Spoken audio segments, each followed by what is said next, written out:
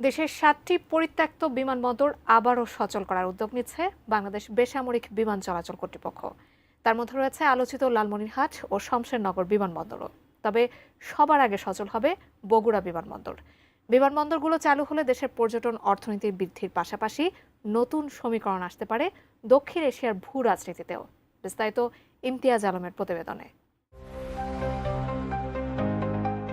পর্যটন খাতের সম্ভাবনা ও যাত্রী বাড়ানোর পাশাপাশি সড়ক ও রেলপথে চাপ কমানো এবং অর্থনীতিকে চাঙ্গা করতে কয়েকটি পরিত্যক্ত বিমানবন্দর আবারও চালু করার উদ্যোগ নিয়েছে বাংলাদেশ বেসামরিক বিমান চলাচল কর্তৃপক্ষ বেবিচক। এর মধ্যে বগুড়া বিমানবন্দরের কাজ চলমান রয়েছে।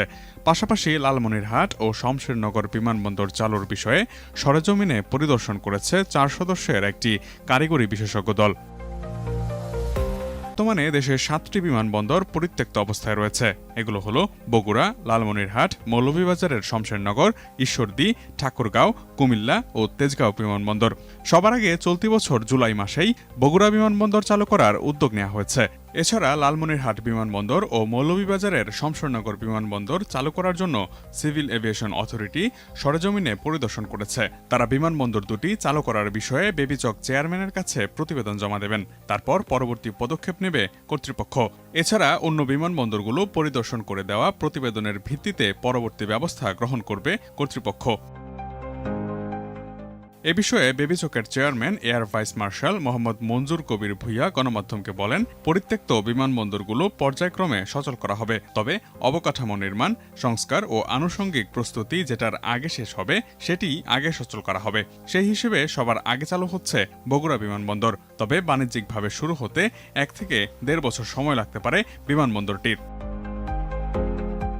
এদিকে লালমনিরহাট বিমানবন্দর চালুর জন্য বিমান বাহিনীর সঙ্গে বেবিচক একটি চুক্তি সই করবে জানিয়ে তিনি বলেছেন, বাণিজ্যিকভাবে এই বিমানবন্দরটি চালু করতে কিছু সংস্কার করতে হবে, যার মধ্যে রয়েছে ১০,০০০ ফিট রানওয়ের কাজ।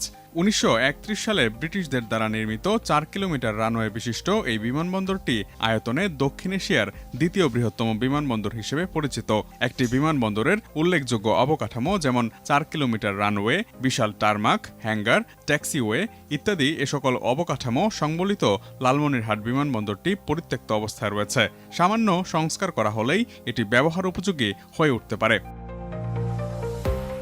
দ্বিতীয় বিশ্বযুদ্ধের সময় সবশেষ লালমনিরহাট বিমানবন্দরটি ব্যবহৃত হয়েছে, যা বাংলাদেশের উত্তরাঞ্চল সহ ভারতের পূর্বাঞ্চলীয় 7 সিস্টার্স, নেপাল ও ভুটানে যোগাযোগের অন্যতম কেন্দ্রবিন্দু ছিল।